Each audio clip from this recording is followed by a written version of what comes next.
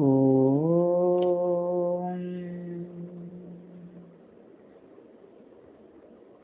నమః శివాయ. శుక్లాంబరధరం విష్ణుం శశివర్ణం చతుర్భుజం ప్రసన్నవదనం ధ్యాయే సర్వవిఘ్నోపశాంతయే.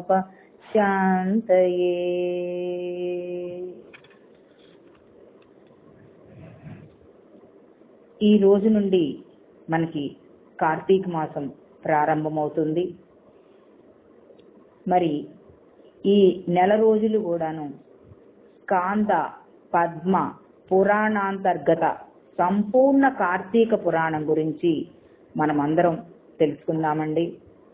చాలా వివరంగా తెలుసుకుందామండి. అందరూ భక్తజనులందరూ తప్పనిసరిగా వినవలసిందిగా మా ప్రార్థన. మన గురువు గారి అనుజ్ఞతోటి ఈ కార్యక్రమం ఈరోజు ప్రారంభం చేస్తున్నాము. ముందుగా కార్తీక పురాణంలో కార్తీక మాస ప్రాశస్త్యము, స్నాన విధి, కర్తవ్యముల గురించి తెలుసుకొని ఇక ఈ రోజు అధ్యాయాల గురించి తెలుసుకుందామండి. మరి మొదటి రోజు కాబట్టి కొంచెం ఎక్కువగానే ఉంటుంది. న కార్తీక సమో మాసః సదేవః కేశవాత్పరం న చ వేద సమం శాస్త్రం న తీర్థం గంగయా సమం. కార్తీక మాసముతో సమానమైన మాసము గాని, కేశవునికి సమానుడైన దైవము గాని, వేదముతో సమానమైన శాస్త్రము గాని, గంగతో సమానమైన తీర్థము గాని ఈ లోకంలో లేవు అనే చెప్పడంలో ఏమాత్రం కూడా సందేహం లేదు.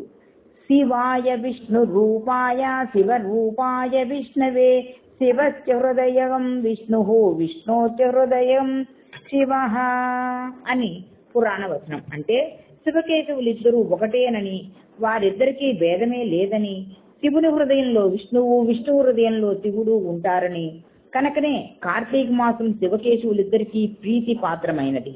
ఈ మాసంలో శివుడిని పూజిస్తే కేశవుడు, కేశవుడిని పూజిస్తే శివుడు కూడా సంతృప్తి పడతారు అనేది నిర్వివాదాంశము.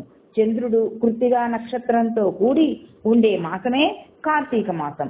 ఆకాశంలో నక్షత్ర దర్శనం ఉన్నప్పుడే లేచి కాలకృత్యాలు తీర్చుకొని నదీ స్నానం చేయడం ఉత్తమం. అవకాశం ఉన్నంత వరకు నదీ స్నానానికే ప్రాధాన్యత ఇవ్వాలి. లేని పక్షంలో బావి, చెరువు, పంపుల్లోని నీటిని కూడా ఉపయోగించుకొని స్నానం చెయ్యాలి. స్నానం చేసేటప్పుడు గంగే యమునే చైవ గోదావరి సరస్వతి నర్మదే సింధు కావేరి జలేస్మిన్ సన్నిధం కురు అని చదువుకుంటూ ఆ నీటితో స్నానం చేసిన నదీ స్నాన పుణ్యం లభిస్తుందని పెద్దలు చెబుతుంటారు. సూర్యుడు అస్తమయ సమయంలో తన శక్తిని నీటి యందు ఉంచుతాడు. మరలా అతడు ఉదయించక ముందే మనం స్నానం చేస్తే ఆ సౌరశక్తి మన శరీరానికి తగలడం వల్ల మానవుడు శారీరకమైన, మానసికమైన ఆరోగ్యాన్ని పొందే అవకాశం ఉంటుంది. కాబట్టి కార్తీక మాసం అంతా స్నానం చేస్తే చాలా చాలా మంచిది. ఒకవేళ ఈ 30 రోజులు అన్ని రోజులు చేయడానికి ఆరోగ్యం సరిగా లేకపోయినను, మరే కారణం చేతనైనా వీలు కానప్పుడు కార్తీక పాడ్యమి, పౌర్ణమి, అమావాస్యల్లోనైనా కార్తీక స్నానం చేస్తే నెల రోజులు స్నానం చేసిన ఫలితం కూడా పొందే అవకాశం ఉంటుంది. మనము స్నానం చేసేటప్పుడు ఉసిరిక పొడిని శరీరానికి పూసుకొని స్నానం చేస్తే ఔషధ గుణములతో కూడిన ఉసిరిని స్నానానికి ఉపయోగించడం వల్ల శారీరక సౌందర్యం కూడా కాపాడబడుతుంది. అందుకనే ఈ కార్తీక మాసంలో ఉసిరి చెట్టును పూజించి ప్రదక్షిణ చేసినట్లయితే శారీరక వ్యాధులు నశిస్తాయి. బుద్ధి కుశలత మరింత వృద్ధి పొందుతుంది. భూత ప్రేతాది బాధలు, గ్రహ బాధలు కూడా మటుమాయమైపోతాయి. కనుక సూక్ష్మంలో మోక్షంలాగా ధాత్రీ నారాయణ అని స్వరూపమైన ఉసిరిని పూజించి ఇహపర సౌఖ్యాలను కూడా పొందవచ్చును.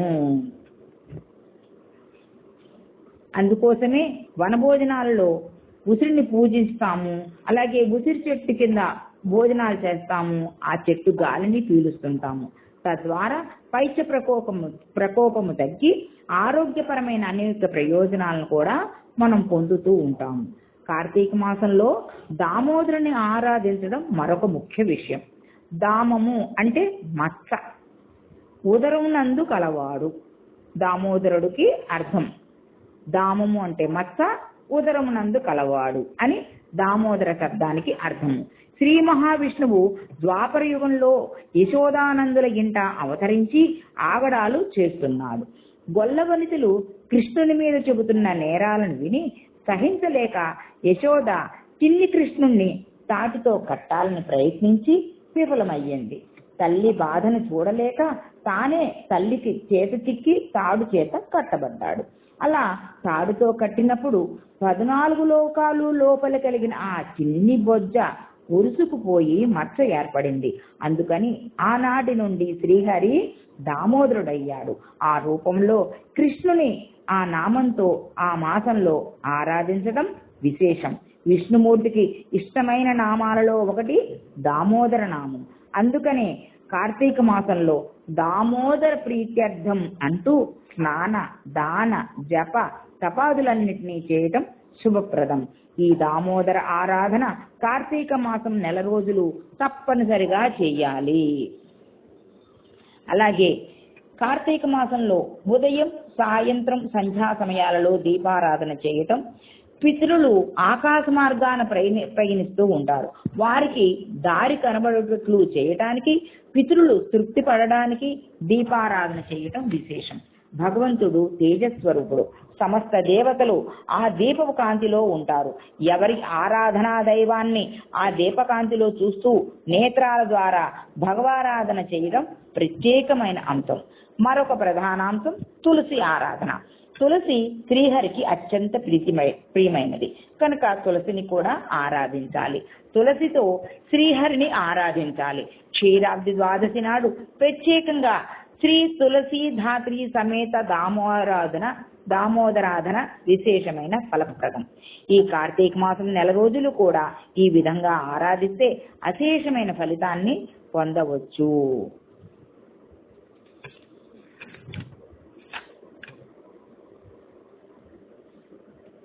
ఈ కార్తీక మాసంలో కృత్యవ్రతాన్ని ఆచరించేవాడు, ప్రాజాపత్యమును ఆచరించేవాడు 1 రాత్రి 3 రాత్రులు 10 రోజులు గాని, లేదా 15 రోజులు గాని, లేదా నెల రోజులు గాని ఉపవాసనే దీక్షను చేసేవాడు శ్రీహరి యొక్క పరమపదాన్ని పొందుతాడు. రాత్రిపూట మాత్రమే భోజనం చేస్తూ ఏకభుక్తం ఉండేవాడు, అనుకోకుండా వ్రతాన్ని ఆచరించేవాడు కూడా శ్రీహరి పదాన్ని పొందుతాడు అనడంలో ఏమాత్రం కూడా సందేహం లేదు. ఈ మాసంలో దీపాలను వెలిగించే వారు కూడా శ్రీహరి పదాన్ని పొందుతారు.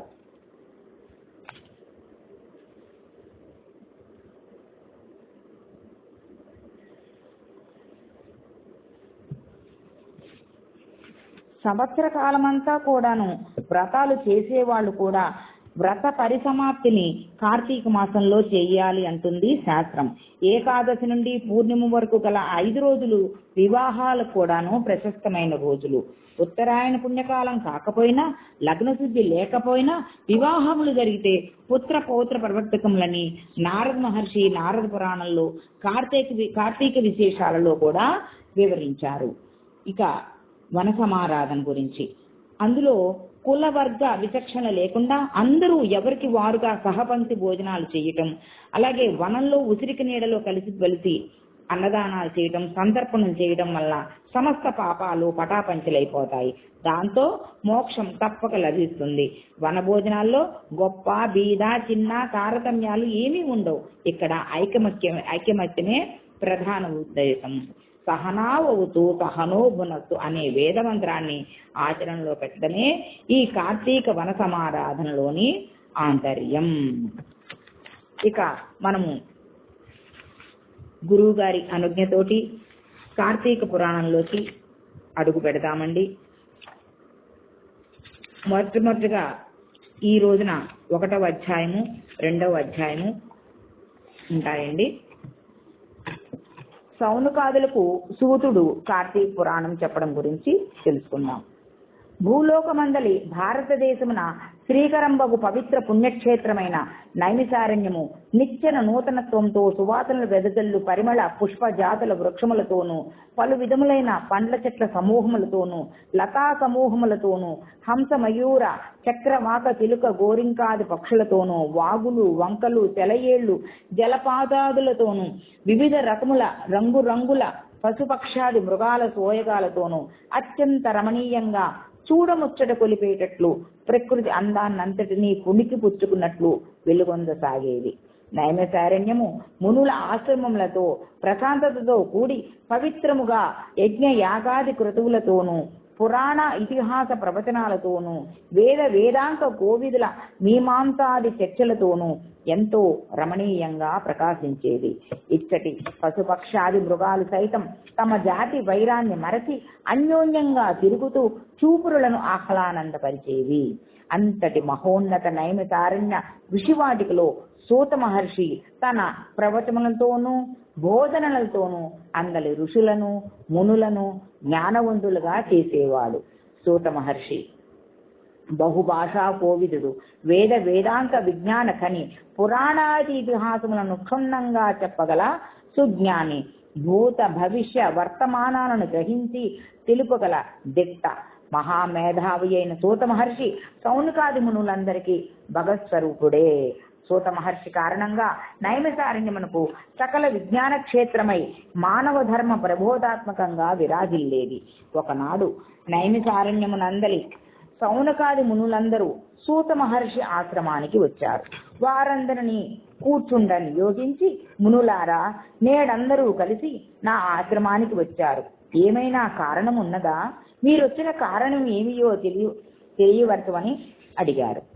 అంతటా సౌనకాది మునులు, మహర్షి, మీ వలన మేమందరము కూడా సమస్త విజ్ఞానముతోనూ యజ్ఞ యాగాది జప తపములతోనూ సదాచారములతోనూ వర్ధిల్లుతూ ఉన్నాము. పాప నాశకరకము ముక్తిప్రదము అయిన కార్తీక మహాపురాణమును వినిపించి మమ్ములను ధన్యులు గావింపమని కోరుతున్నాము మునుల అని అడిగారు. మునుల కోరికను మన్నించిన సూత మహర్షుల వారు మంచి విషయమే అడిగారు, చెబుతాను వినండి. పూర్వము ఈ కార్తీక పురాణ మహత్యమును మా గురువు గారైన వ్యాస మహర్షుల వారు స్కాంద పద్మ పురాణాలలో వక్కాణించి ఉన్నారు. దీనిని వశిష్ఠుల వారు రాజర్షి అయిన జనక మహారాజునకు స్కాంద పురాణములోను, కృష్ణుని అష్టభార్యలలో ఒకరైన సత్యభామకు శ్రీకృష్ణ పరమాత్మ పద్మ పురాణంలోను సవిస్తరముగా వివరించి ఉన్నారు. ముందుగా స్కాంద పురాణములోని వశిష్ఠ ప్రోక్తమైన కార్తీక మహత్యమును వినిపిస్తాను, వినండి అంటూ చెప్పసాగారు. పూర్వము సిద్ధాశ్రమంలో ఒక యాగము నిర్వహింపవలసి వచ్చింది. దానికి అవసరముకు ధనమును సమకూర్చుటకు వశిష్ఠుల వారు జనక మహారాజు చెంతకు వచ్చి, రాజా, యాగ నిర్వహణకై ధనము కావలను, దానికోసం మిమ్మల్ని అర్ధింపతలచి వచ్చి తిని అన్నాడు. వెంటనే జనకుడు, మహర్షి, యాగమునకు కావలసినంత ధనమును నేను ఇస్తాను, కానీ సర్వ పాపములను హరించునదియు ముక్తి నొసగినది అనియు కార్తీక మహాపురాణము మహత్యమును ధర్మ సూక్ష్మాన్ని నాకు తెలియచేయండి. మాసములన్నింటిలోనూ కార్తీక మాసము అత్యంత మహిమాన్వితము పుణ్యదాయకమై ఉండుటకు కారణం ఏమిటి? కార్తీక మాస ధర్మము సమస్త ధర్మాలలోనూ శ్రేష్టమగుడకు హేతువు ఏది? కార్తీక మాసానికి అంతటి ప్రాముఖ్యత ఎలా వచ్చింది? ఈ కార్తీక మాస వ్రతము ఉత్కృష్ట ధర్మముగా ఎలా పరిగణింపబడింది అని అడిగాడు. వశిష్ఠ మహర్షి ప్రవచనము. జనకరాజా, ఎంతో పుణ్యం చేసుకుంటేనే గాని ఉత్కృష్ట ధర్మమైన కార్తీక మాస ధర్మమును వినాలనే కోరిక జనించదు. సర్వ పాపహరము ముక్తిదాయకమైన ఈ కార్తీక పురాణాన్ని వినాలనే కోరిక నీ పూర్వజన్మ సుకృతం వలన కలిగినది. మానవ శ్రేయస్సే కాక సకల చరాచర జీవరాశి శ్రేయస్సు కోసం నీవడిగిన సంగతులన్నీ చెబుతాను విను. ఓ రాజా, కార్తీక మాసంలో సూర్యుడు తులా సంక్రమణంలో ఉంటాడు. ఆ సమయంలో సహృదయంతో ఆచరించి చేసే స్నాన దాన జప పూజాదులు విశేష ఫలితాన్ని ఇస్తాయి. ఈ కార్తీక వ్రతాన్ని తులా సంక్రమణం మొదటి నుండి గాని శుద్ధ పాడ్యము నుండి గాని ప్రారంభించాలి. కార్తీక దామోదరుణ్ణి ఈ కార్తీక వ్రతాన్ని నిర్విఘ్నంగా పూర్తి అయినట్లు దీవించుము తండ్రి అని నమస్కరించుకొని సంకల్పించుకొని ఈ వ్రతాన్ని ప్రారంభించాలి. ఈ కార్తీక మాసంలో కావేరీ నదిలో స్నానం చేసిన వారి పుణ్యం చెప్పనలవి కాదు. సూర్యుడు తులారాశి యందు ప్రవేశించగానే సమస్త నదీ నదులందరి నీరు గంగా నదితో సమానమవుతుంది. ఎప్పుడైతే నాపి, కూప, తటాకాది సమస్త జలాశయాలలోనూ జలము గంగా తీర్థమైపోతుందో అప్పుడు విష్ణువు అంతటా అనగా అన్ని జలములలోనూ వ్యాపించి ఉంటాడు. ప్రతి వారు హరి ధ్యానయుతులై శుచి అయి కాళ్ళు చేతులు కడుక్కొని ఆచమించి మొల్లలోతు నీళ్లలో నిలబడి స్నానం చెయ్యాలి. పిమ్మట దేవతలకు, పితృదేవతలకు, ఋషులకు తర్పణం వదలాలి. ఆ తరువాత అఘమర్షణ మంత్రజపంతో నీటిని బొటను వ్రేళ్లతో కలిపి 3 దోసిళ్ల నీటిని గట్టుపై పోయాలి. గట్టు మీదకు రాగానే తాను కట్టుకున్న బట్టలను కొనలను పిండాలి. దానినే యక్షతర్పణం అంటారు. అటు పిమ్మట శరీరం తుడుచుకొని తెల్లని వస్త్రాలను ధరించాలి. గోపీ చందనంతో ఊర్ధ్వ పుండ్రాలను ధరించాలి. సంధ్యావందన గాయత్రి జపాలను చేయాలి. పిమ్మట ఔపసానము చేసి చక్కటి పుష్పాలతో చక్రధారి అయిన మహావిష్ణువును సాలగ్రామమందు భక్తి శ్రద్ధలతో షోడశోపచారములతో పూజించాలి. పిమ్మట కార్తీక పురాణమును పఠించుట గాని వినటం గాని చెయ్యాలి. ఇంటికి చేరి దేవతార్చన చేసిన పిదప భుజించాలి. మరలా పురాణ కాలక్షేపం చేయాలి. ఇక సాయంకాలమందు శివాలయంలో కానీ విష్ణువాలయంలో కానీ యథాశక్తి దీపాలను వెలిగించాలి. స్వామివారిని ఆరాధించి పదార్థములన్నింటినీ నివేదించి శ్రీహరిని స్తుతించుకోవాలి. ఈ కార్తీక మాసం అంతా ఈ విధంగా చేసిన వారు జన్మరాహిత్యము పొంది వైకుంఠాన్ని చేరుతారు. జన్మాంతర పాపాలన్నీ పటాపంచలైపోతాయి. ఎవరైనా ఈ వ్రతాన్ని ఆచరించవచ్చు. దీనికి వయోభేదం కానీ వర్ణ వివక్షత కానీ లేదు. వారు వీరని కాక అందరూ దీనిని ఆచరించి ముక్తిని పొందవచ్చును. ఈ వ్రతాన్ని ఆచరించలేని వారు ఇతరులు చేస్తుండగా చూసినా సరే వారి పాపాలన్నీ హరించుకుపోతాయి. 1వ అధ్యాయము సమాప్తము. ఇక 2వ అధ్యాయము కార్తీక సోమవార వ్రతం గురించి ఇంకా చెప్తున్నారు వశిష్ఠుల వారు. ఓ జనక మహారాజా, వినినంతనే మనసు చేతను, వాక్కు చేతను, కర్మల చేతను సంప్రాప్తించబడిన సర్వ పాపాలను తొలగింపచేసే ఈ కార్తీక మహత్యాన్ని శ్రద్ధగా వినుము. కార్తీక మాస సోమవారం నాడు వ్రతము ఆచరించిన వారు శివానుగ్రహం పొందుతారు. తద్వారా కైలాస ప్రాప్తి సిద్ధిస్తుంది. ఈ కార్తీక మాసంలో వచ్చే ఏ సోమవారం నాడైనా ఈ వ్రతాన్ని ఆచరించిన వారు 1000 అశ్వమేధాల యాగ ఫలాన్ని పొందుతారు. సోమవార వ్రతము 6 విధాలు: ఉపవాసము, ఏకభుక్తము, నక్తము, అయాచితము, స్నానము, తిలదానము. అంటే ఉపవాసం అంటే ఏదైనా కార్తీక సోమవారం నాడు ఉపవాసం ఉండి సాయంత్రం శివునికి అభిషేకం చేసి నక్షత్ర దర్శనం చేసుకుని తులసి తీర్థము మాత్రమే సేవించి గడపటము. ఇక ఏకభుక్తము, ఉపవాసము చేయలేని వారు ఆనాడు ఉదయం స్నాన దాన జపాదులను యథావిధిగా చేసుకొని మధ్యాహ్నం భోజనం చేసి రాత్రి నిరాహారులై ఉండాలి. అంటే రాత్రి భోజనం చేయకుండా ఏ తులసి తీర్థమో శైవ తీర్థమో సేవించడం చేయాలి. అలాగే నక్తము అంటే పగలంతా ఉపవాసం చేసి రాత్రి నక్షత్ర దర్శనానంతరం ఏ పలహారము లేక భోజనమో చేసి ఉండాలి. అయాచితము అంటే ఏంటి? అయాచితము అంటే ఎవరో ఒకరు పిలిచి భోజనం పెట్టడం, అంతేగాని వారి చేత పిలిపించుకొని భోజనం తినటం కాదు. తర్వాత స్నానము. పై 4 చేయలేని వారు సమంతకంగా స్నాన జపాదులను చేయటం.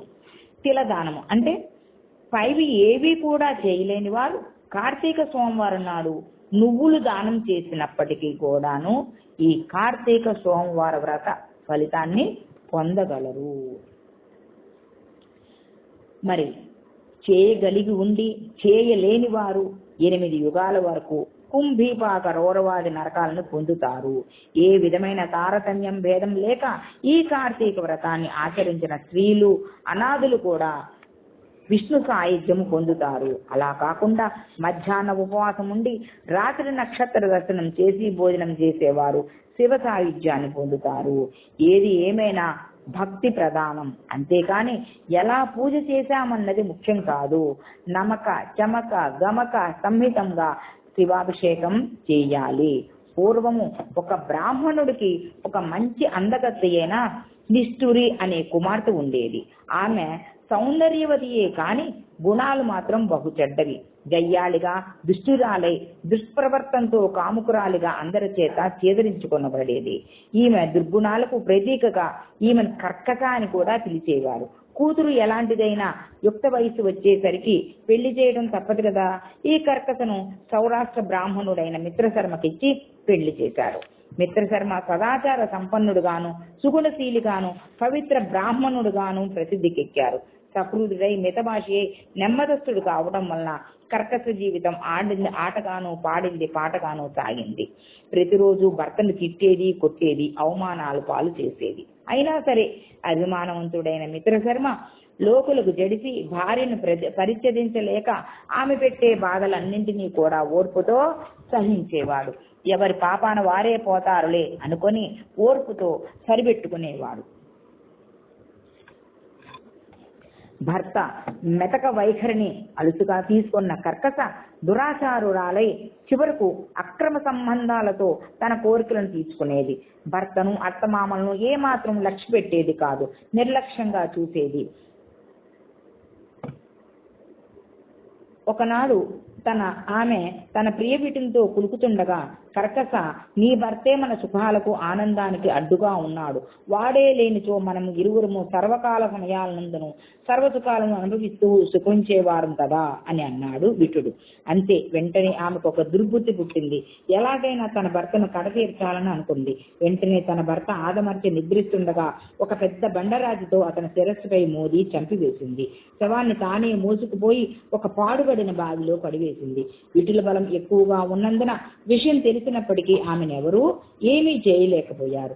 అత్తమామలు ఈ దుర్ఘటనను భీతి చెంది అక్కడ ఉండలేక ఎటో వెళ్లిపోయారు. ఇక స్వేచ్ఛాజీవి అయిన కర్కశ కన్ను మిన్ను కానక కామావేశంతో పలువురు పురుషులతో రమించి కామ సౌఖ్యాలను అనుభవించింది. అంతేకాదు, తనలాంటి మరెంత మందినో స్త్రీలకు తన విటుల ద్వారా దాచి డబ్బును కూడా సంపాదించి పెట్టింది. కానీ కాలం ఎప్పుడు ఒకలాగా ఉండదు కదా.